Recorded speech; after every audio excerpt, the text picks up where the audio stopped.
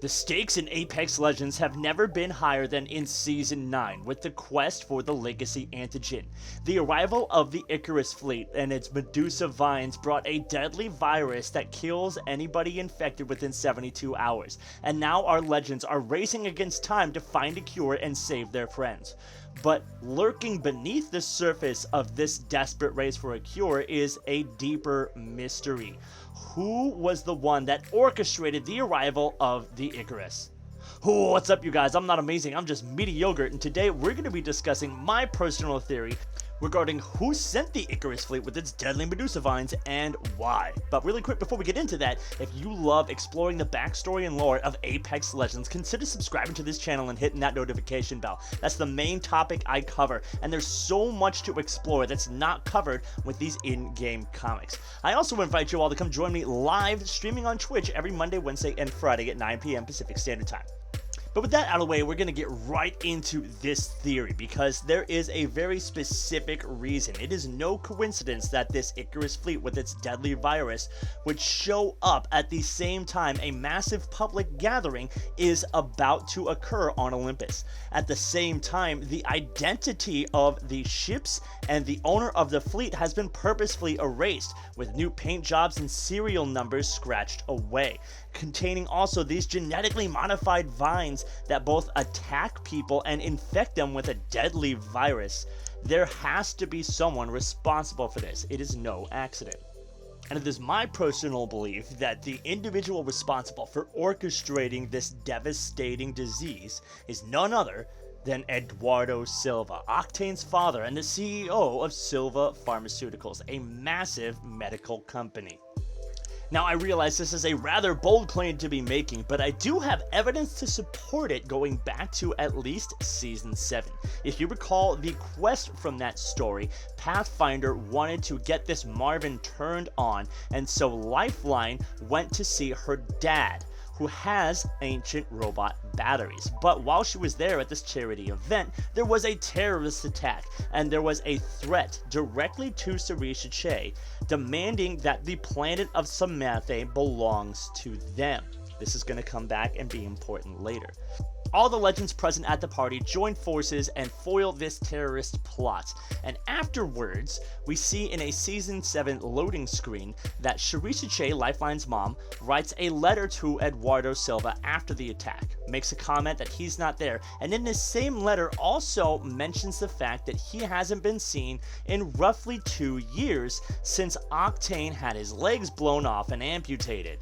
And that right there is Exhibit A. Eduardo Silva, one of the most prominent and powerful business people of the Outlands, hasn't been seen or heard from for the better part of 2 years, which gives him plenty of time to have orchestrated any and all kinds of nefarious activities. And Exhibit B is the nefarious activity that we already know he had a part in. It's revealed in a comic released on Twitter after the end of the Season 7 comic arc that Eduardo Silva was the one who hired Creighton Sawtell to carry out the terrorist attack, and therefore it is Eduardo Silva who actually demands the power over Samathe. He's the one who would like to control the entire planet. But, of course, that terror attack failed. And at that point, he would have had to turn around and rely on some sort of backup plan. Now, in a Season 9 loading screen, we have a transcript from a court case that takes place sometime in the future. It's revealed that the Icarus fleet departed from Olympus over 20 years ago on a mission to the planet Typhon, but was lost in space. However, somebody checked that file back in October of 2733, which does line up about with the same time of the terrorist attack. This unnamed defendant says, quote, "They'll never track us back to the Icarus. They think we are the heroes. This just speeds up the process," end quote. So imagine that he discovered these vines. He is the CEO of a major pharmaceutical company. It's entirely possible he either also found a cure that's already made or made one himself. This way, he can bring in the Icarus, cover his tracks, cause a crisis, and then come in to solve that crisis and look like the hero and savior at the same time. coming in to cure this disease that would have otherwise ravaged the entire planet of Samathe, would grant him huge potential power and favor, and maybe even leadership over the future of its government. But theorizing aside, the very coincidental departure time of the Olympus compared to that terrorist attack, I would definitely list as an Exhibit C against Eduardo Silva. And we get even more suspicious activity from the very beginning of the season's comics. We have Lifeline waking up Octane, and he's acting extremely suspicious and guilty because he knows what his dad did back on Malta and still hasn't told anybody about it. But he's been acting extra suspicious, and even after the initial discovery of the vines, he ends up running away and hasn't been seen for the last few weeks in terms of the comics. But Lifeline is on his trail. She has discovered the accidental recording he made on her dock drone. She found out the truth, and she's now trying to chase him down. It's also revealed in an online Twitter comic that Eduardo Silva is very likely somewhere on Olympus, because a security guard mentions being bribed by somebody who asked to have their presence kept a very strict secret, especially from their own son. And that definitely sounds like Eduardo Silva trying to stay hidden and under the radar from his own son, Octane. Now, individually, each of these little details might not mean anything, but when you put them together, they start to create the picture of Eduardo Silva attempting to create a situation where he can come in and pretend to be the savior and acquire the power on the planet Samathe that he so desperately desires. But once again, this is just a theory. We are going to find out more truth guaranteed this week in the community comic.